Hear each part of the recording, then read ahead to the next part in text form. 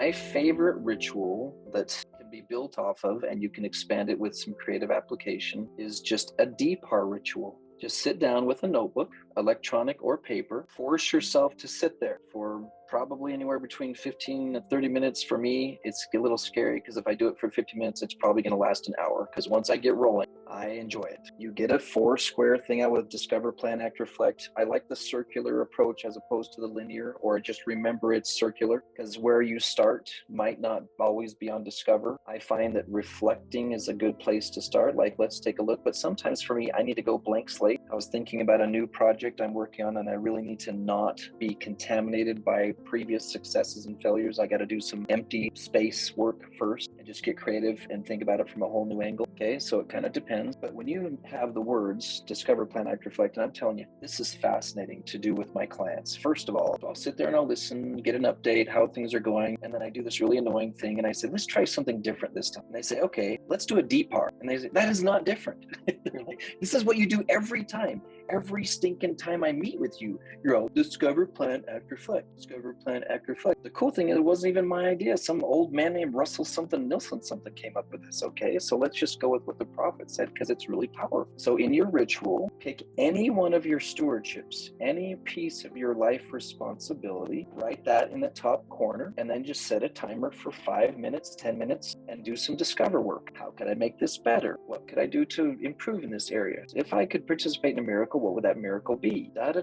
Resist the temptation to jump right into planning. That's the most common thing I see in our Western culture is they jump from 2 ideas to planning. Stick with discover a little bit longer. That's when you start to get revelation. When I get to that place in my brain where I'm pushing beyond logic, all right, you've already written down the logical stuff. Now give it another 60 seconds to 3 minutes and look for Red Sea parting ideas. Look for ideas that have never been seen before. Look for solutions no one's ever come up with before. Come at it from a new angle. Then start planning. Write down a plan. Some of us need detailed plans. Some of us just need global plans. Just a new way of approaching a new idea. Then set up your ACT system. For me, that usually involves daily squares to check boxes. Like on Monday, I'll need to do this. On Tuesday, I'll need to do this. On Wednesday, I'll need to do this to move this forward. With a lot of my projects, they're like 3 to 12 month projects, and I can't finish them today. I just have to okay, if I get this much of it done today, check, I'm moving it forward. I've tried like 20, 30 different checkbox systems, and I change them regularly to evolve with my own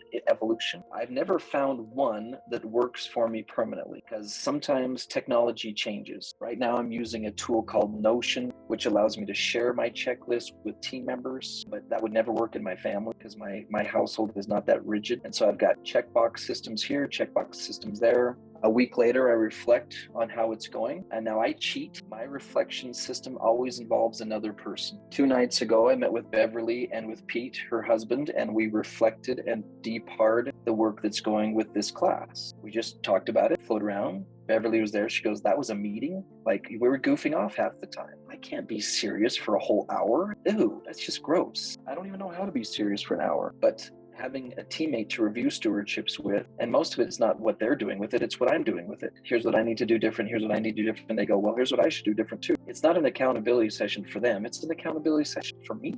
What do I need to change?